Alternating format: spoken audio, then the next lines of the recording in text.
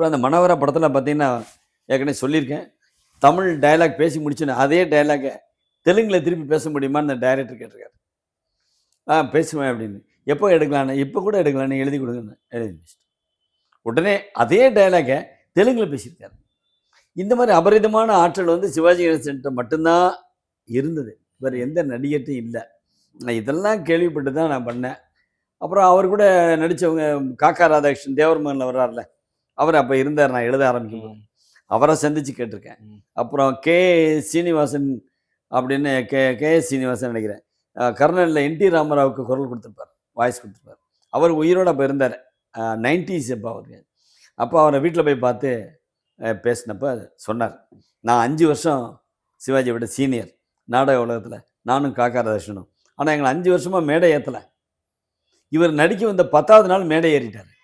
அந்த வாத்தியார் கண்டுபிடிச்சாங்க இவர்ட்ட அபரிதமான திறமை இருக்குன்னு.